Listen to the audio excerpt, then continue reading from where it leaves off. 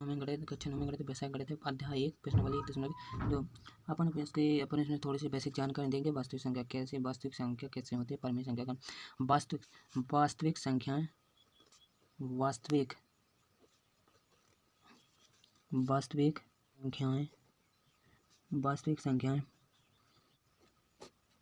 वास्तविक संख्या परिमेय व अपरिमेय संख्या का समूह होता है। दो मिलकर बनती हैं वे वास्तविक संख्याएं कहलाती हैं। ठीक है, ये वास्तविक संख्याओं को आर से डिनोट करते हैं। आर से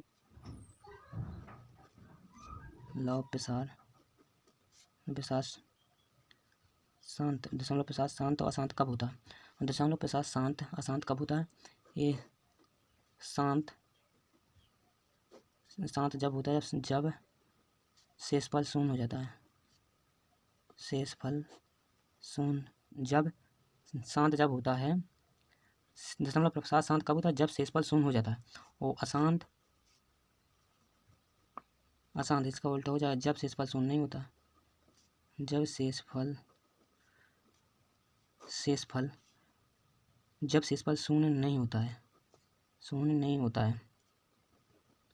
होता है। अपन भाग देते रहे शेषफल दशमलव के बाद भी शेषफल शून्य नहीं आ रहा, और जब अपन इसमें भाग देते हैं शेषफल दशमलव के बाद कभी शून्य आ जाए, पूरे में पूरा शून्य आ जाता है, तो उसका दशमलव प्रसार क्या था? वो शांत होता है। और जिसका शेषफल शून्य नहीं आता उसका दशमलव प्रसार कितना? अशांत होता है। जब अपन दशमलव रखते हैं, भाग देते हैं, देखिए दिखा रहे आपको, जैसे 10 में भाग दे रहे अपन 3 त्रिका 9, 1 बचे दशमलव रखो 10, त्रिका 9, ठीक है, 1 बचे फिर दशमलव रखा, सो कितना? 3 त्रिका 9। इसका क्या? दशमलव प्रसार अशांत है। कहाँ है इसका हो रहा है? दशमलव पूरे में पूरा जाए नहीं, आज शेष पर शून्य आ ही नहीं रहा। ठीक है ना, दशमलव प्रसार अशांत है, इसका अशांत है। ठीक है, उदाहरण 7 दिया है। दिखाइए कि 3.142678 एक परिमेय संख्या है। का 3.142678 एक परिमेय संख्या है। दूसरे शब्दों में 3.142678 को P/Q के रूप में व्यक्त किया जाता है, जहाँ P और Q पूर्णांक हैं और Q बराबर 0 नहीं हो। तो अपन एक बात इसमें क्लियर है कि अपने परिमेय संख्या है कि जब बताना कि परिमेय संख्या है कि नहीं है। अपन को पता है संख्या को P/Q के रूप में लिखा जा सकता है। ठीक है, अपन P/Q के रूप में इसको लिखना भी है, और इसको अपन लिख देंगे P/Q के रूप में। कैसे लिखना होता है? देखिए, P/Q के रूप में लिखना है अपने उसको, होता है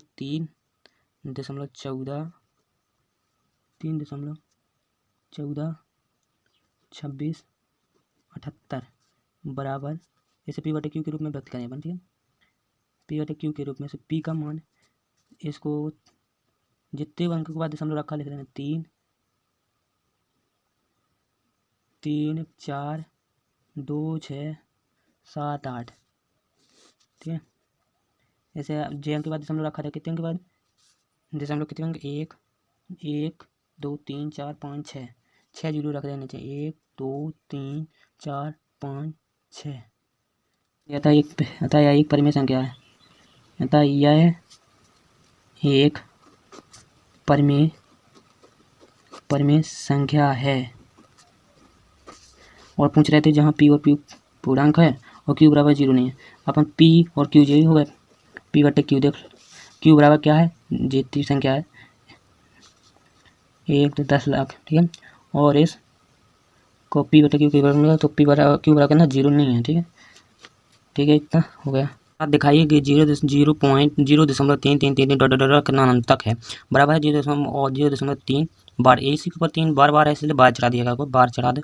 सो को P/Q के रूप में अपना व्यक्त करने हैं, किया जा सकता है, और जहाँ P और Q पूर्णांक हैं और Q बराबर 0 और P/Q के रूप में व्यक्त करना है इसको। ठीक है, तो अपन सबसे पहले इसको मान लेते हैं। ठीक है, अब 0.33 को लिखे कितने तक लगा, इसलिए इसको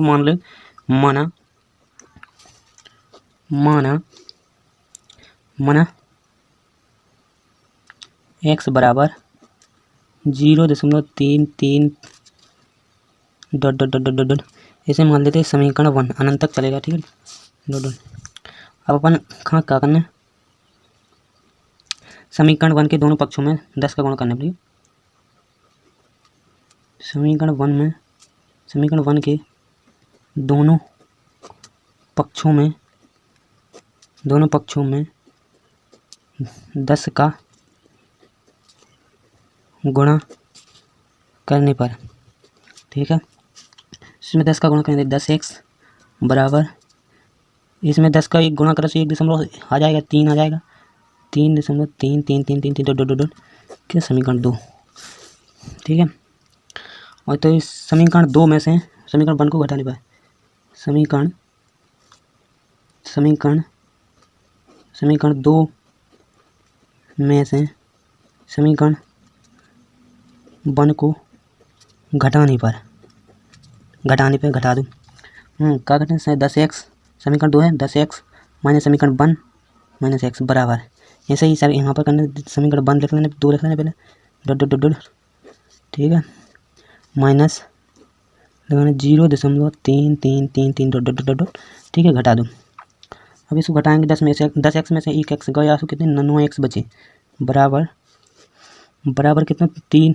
अब इसको घटाते कैसे हम बताते हैं आपको, बगल में 3 लिखी थी, तो 0.3333, ठीक है, घटाओ कितना है 0.000 और 3.00 हम लोग यहाँ 3 डॉट घटाओ, तो यहाँ कब 3.0 डॉट या लगा दूँ या ऐसे लिख सके, ठीक है। तो 3 दशमलव के बाद 0 लिखने का कोई मतलब नहीं रहा, सिर्फ 0 छोड़ दिए, ठीक है। और x बराबर कितना है 3, नेक्स्ट का पक्षांतर में 9 आया तो भाग दे लो 3 त्रिका 9। अब आपको पता है p/q के रूप में व्यक्त किया जा सकता है इसको, अतः p/q के रूप में व्यक्त किया जा सकता है, यही आंसर होगा, ठीक है।